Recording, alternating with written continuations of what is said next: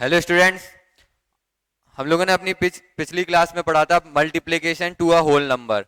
ठीक है, multiplication of fraction with a whole number. अब हम लोग बात करेंगे multiplication of fraction by fraction. अब फ्रैक्शन और मतलब दो फ्रैक्शंस के बीच में मल्टीप्लिकेशन कैसे होगा वो हम लोग देखेंगे। ठीक है, एग्जाम्पल 1/2 इंटू 9/4 हमने एक एग्जाम्पल लिया। तो इसमें हमें कुछ नहीं करना होता, न्यूमरेटर न्यूमरेटर का मल्टीप्लाई, डिनोमिनेटर डिनोमिनेटर का मल्टीप्लाई, 9/8। ये हमारा आंसर। मल्टीप्लीकेशन ऑफ फ्रैक्शन कोई ज्यादा डिफिकल्ट है नहीं, बस इसमें थोड़ा सा अगर जैसे कोई मिक्स्ड फ्रैक्शन आ जाए तो हमें थोड़ा सा ध्यान देना होगा। जैसे 3 1/2 है और यहाँ पे 4 5/7 हो, तो कुछ नहीं, बस मिक्स्ड फ्रैक्शन को पहले इम्प्रॉपर फ्रैक्शन में कर लो आप कन्वर्ट। 3 2 या 6 प्लस 7 7/2 और मल्टीप्लाई इसको सॉल्व करेंगे तो 28 28 और 5 33/7। बस इनको मल्टीप्लाई कर दो, 7 2 जा 14 और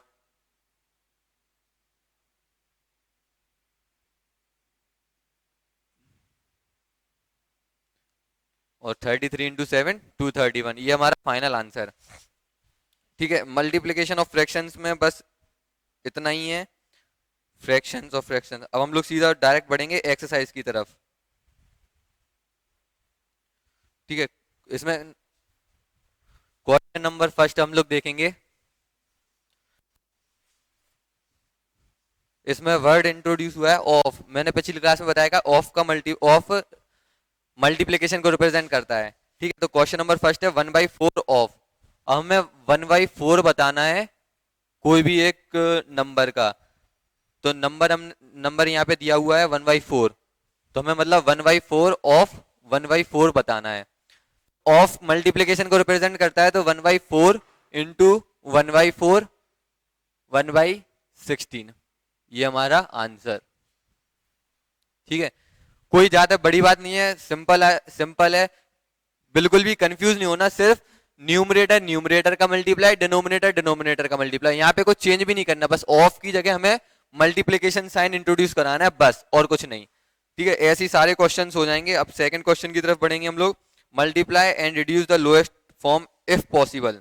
मतलब हमें इन क्वेश्चन, ये जो क्वेश्चन दिए हैं इनको मल्टीप्लाई करना है और फिर सबसे लोएस्ट पार्ट तक उनको पहुंचाना है।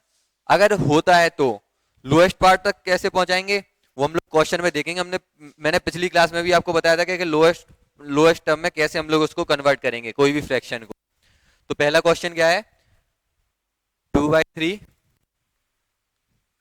अभी आ गया यहाँ पे मिक्स्ड फ्रैक्शन, 2 इंटू 2/3, 2 इंटू 2/3। ठीक है, तो 2/3 एज इट इज और इंटू, अब इसको हम लोग इम्प्रॉपर फ्रैक्शन, इसको हम जब आगे सॉल्व करेंगे, इसको सिंप्लीफाई करेंगे, तो 3 2 जा 6 प्लस 2 8 8/3। ये हमारा ऐसा सिंप्लीफिकेशन हो गया। अब इसको हम जब आगे सॉल्व करेंगे तो इसका आंसर आएगा 16/9। ठीक है, अब ये आगे तो सॉल्व होगा नहीं, ऐसा कोई नंबर है नहीं जो 6 और 16 को एक साथ काटता हो, तो ये इसलिए ये हमारा फाइनल आंसर है। ये सबसे लोएस्ट फॉर्म में है अपने, इससे लोएस्ट और कुछ नहीं हो सकता अभी। ठीक है, अब हम लोग नेक्स्ट क्वेश्चन देखेंगे। हाँ, यहां से आपको डाउट क्लियर हो जाएगा कि लोएस्ट फॉर्म में करना कैसे है। इस वाले क्वेश्चन से आपको पता चल जाएगा।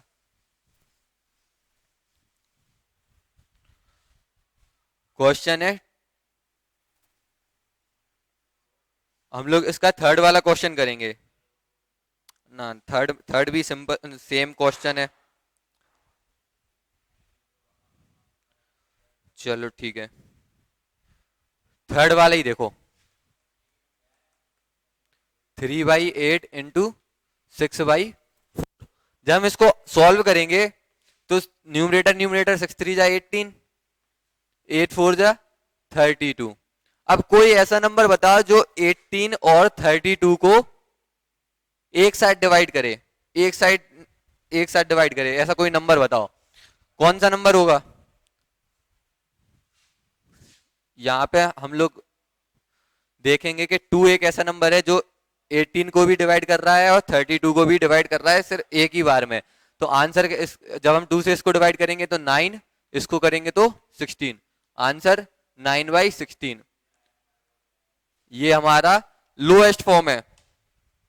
अब जैसे क्वेश्चन में बोला था कि इसको लोएस्ट फॉर्म में रिड्यूस करना, इसका मेन आंसर ये था।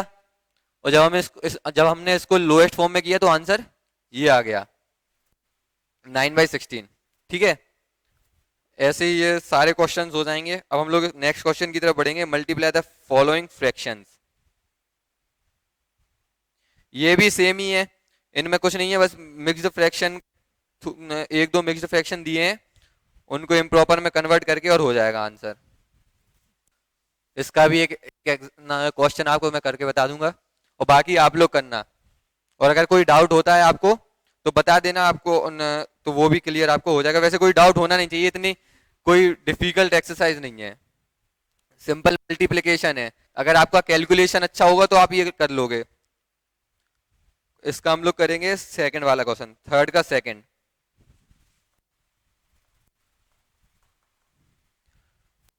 6/2/5 मल्टीप्लाई 7/9। ठीक है, अब इसको मिक्स्ड फ्रैक्शन को पहले हम लोग इम्प्रॉपर फ्रैक्शन में करेंगे। तो 6×5 30 प्लस 2 32/5 इंटू 7/9। ठीक है, ये हमारा कुछ ऐसा दिखने लगा, ये क्वेश्चन ऐसा दिखने लगेगा। अब हम इसको फर्दर सॉल्व करेंगे तो आंसर क्या आएगा, 9×5 45 तो डिनोमिनेटर में आ गया, 32 इंटू 7 करेंगे तो 224।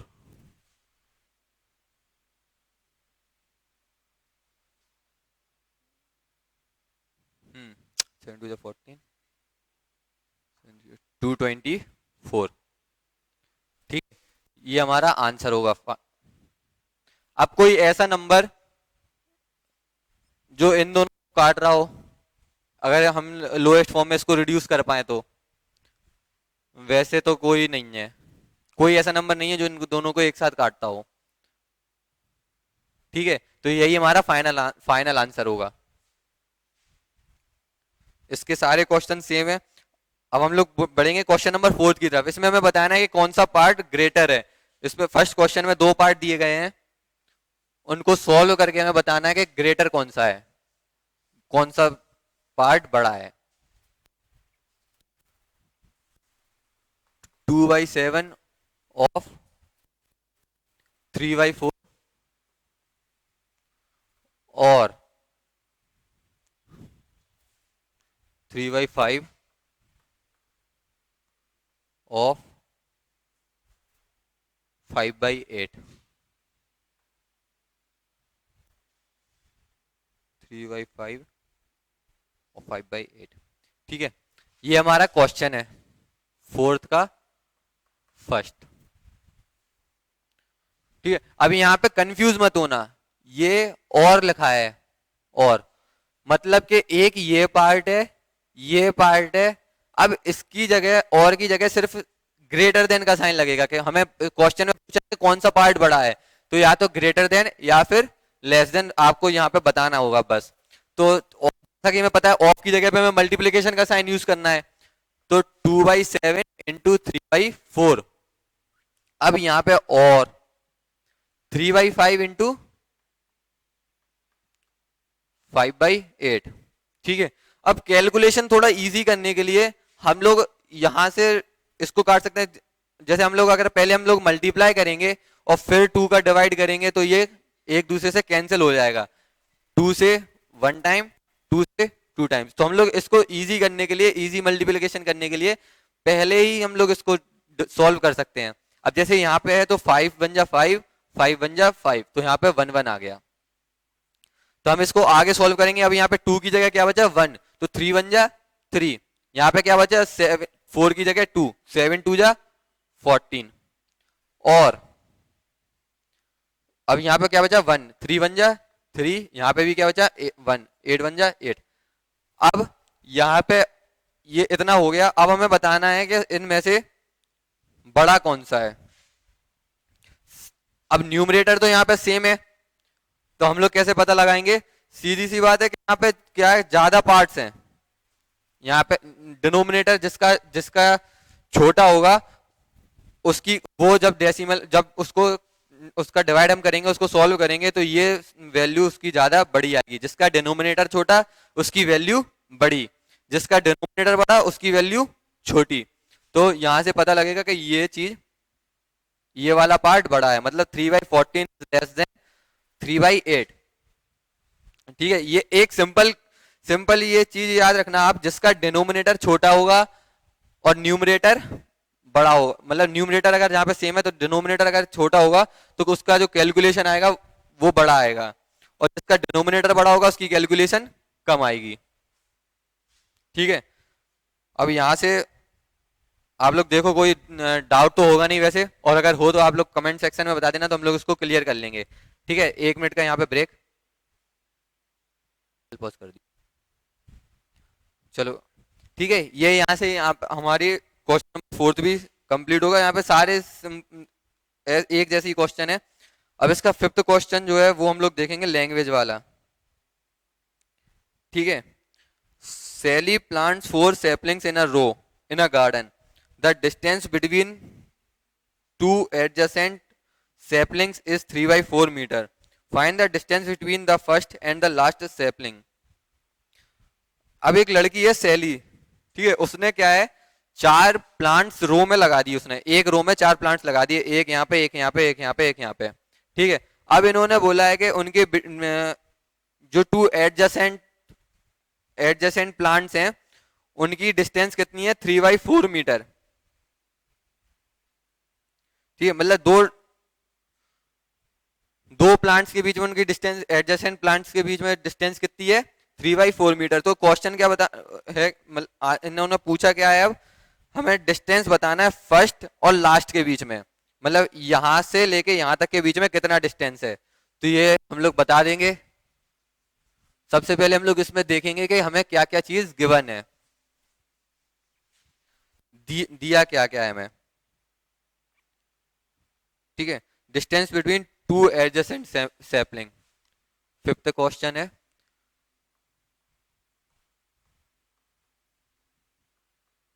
Distance between 2 adjacent saplings.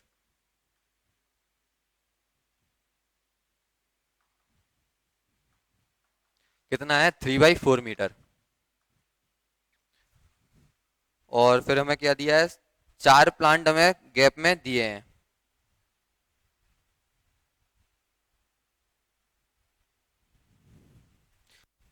ठीक है, अब हम लोग देखेंगे कि 4 प्लांट से जैसे अगर लगे हैं तो एक,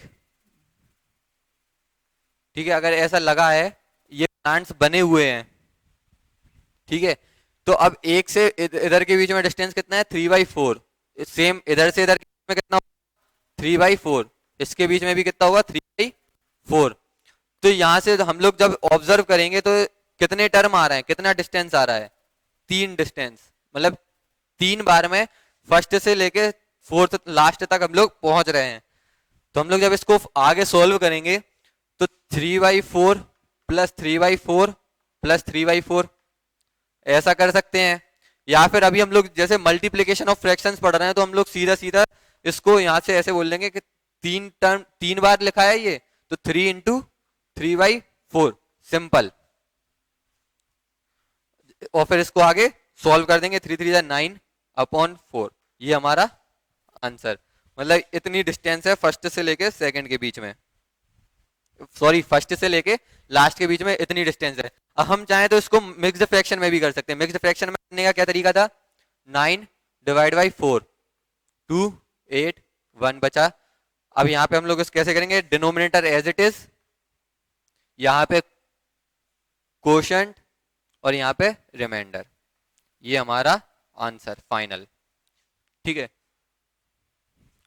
सबको सब समझ में आ गया होगा, क्लियर है। यहाँ पे लिए हमने इसको 3 बार प्लस किया फर्स्ट से लेकर 4 तक पहुंचने के लिए।